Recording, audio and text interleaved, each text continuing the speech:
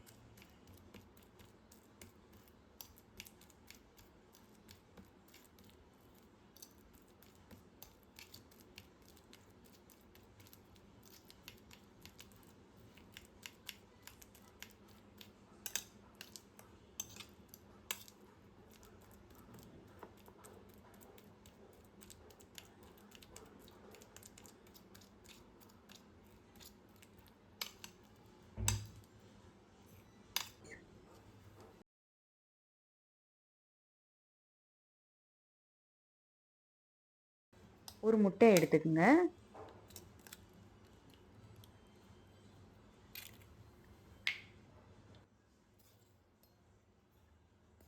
நாட்டு சர்க்கரை இல்லை வெள்ளைப்பாகு சர்க்கரை எது வேணாலும் சேர்த்துக்குங்க.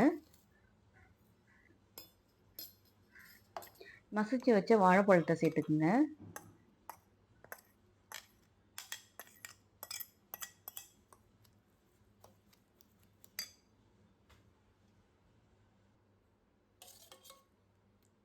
கொஞ்சம் தயிர் சேர்த்துக்குங்க.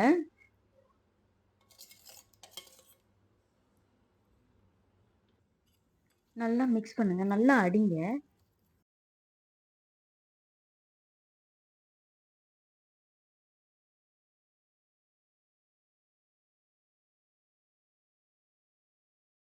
நல்லா கிண்டுங்க. நல்லா மிக்ஸ் பண்ணுங்க, நல்லா அடிக்கணும். மிக்சியில் போட்டு அடித்தா கூட நல்லா ஃப்ளஃபியாக வரும், நல்லா பொசு பொசுன்னு வரும்.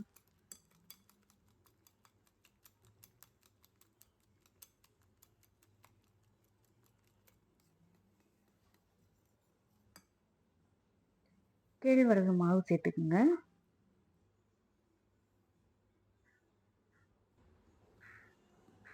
நல்லா மெதுவாக கிண்டுங்க, கட்டி இல்லாமல் கிண்டி எடுத்துக்குங்க.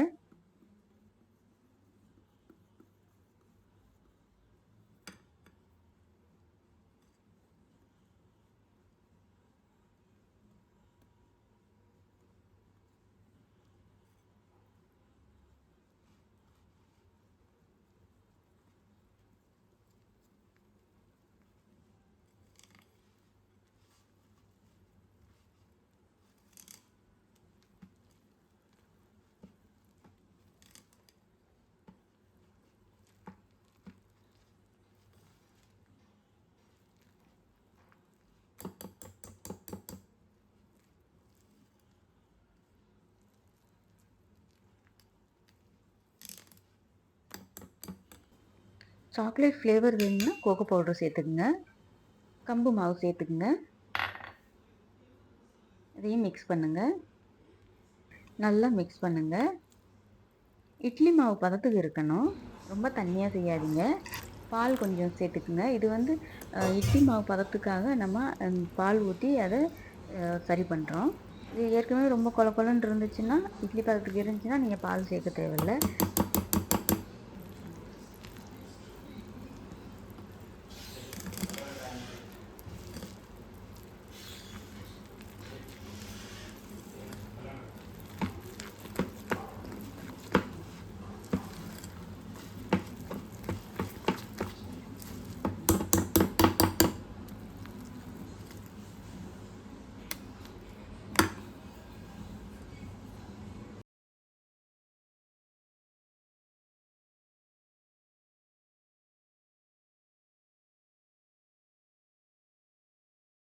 கேஸ் ஆன் பண்ணுங்க.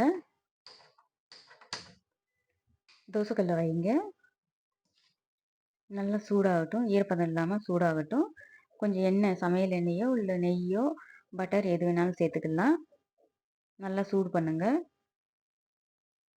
நல்லா தோசைக்கல் நல்லா சூடானதும் சின்ன சின்னதாக ஊற்றுங்க. குட்டி குட்டி இதாக ஊற்றுங்க. இந்த மாதிரி ஊற்றுங்க. என்ன ஷேப் வேணாலும் செய்யலாம் நீங்கள், உங்களுக்கு ஏற்றாப்புல ஷேப்பு. நான் சின்ன சின்னதாக ஒரு ரொட்டி மாதிரில செய்கிறேன்.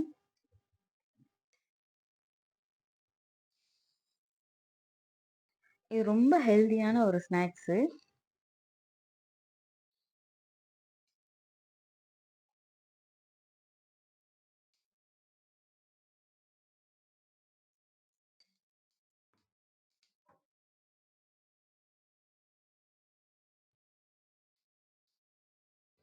லோ ஃப்ளேம்லேயே வச்சு வேக வைங்க. வெந்ததும் பரட்டி போடுங்க. பேக்கிங் சோடா சேர்த்திங்கன்னா நல்லா புசு புசுன்னு மேலே வரும். இது இதுக்கு வந்து பேக்கிங் சோடா சேர்க்க தேவையில்ல. சேர்க்காமே சூப்பராக இருக்கும். இப்போ வெந்துருச்சு. அதை வந்து அப்படியே சர்வ் பண்ணுங்கள். இந்த வீடியோ பிடிச்சிருந்துச்சுன்னா லைக் பண்ணுங்கள், கமெண்ட் பண்ணுங்கள், ஷேர் பண்ணுங்கள், சப்ஸ்கிரைப் பண்ணுங்கள். இந்த ரெசிபி செய்கிறதுக்கான இன்க்ரீடியன்ஸ் எண்ட் ஆஃப் த வீடியோவில் கொடுத்துருக்கேன், செக் பண்ணிக்கோங்க. இந்த ரெசிபி செய்கிறதுக்கான இன்க்ரீடியன்ஸ் வந்து வீடியோடைய கடைசியில் கொடுத்துருக்கேன், செக் பண்ணிக்கங்க. தமிழ்லையும் இங்கிலீஷ்லையும் கொடுத்துருக்கேன். மீண்டும் ஒரு புதிய ரெசிபியுடன் சந்திப்போம். பாய்.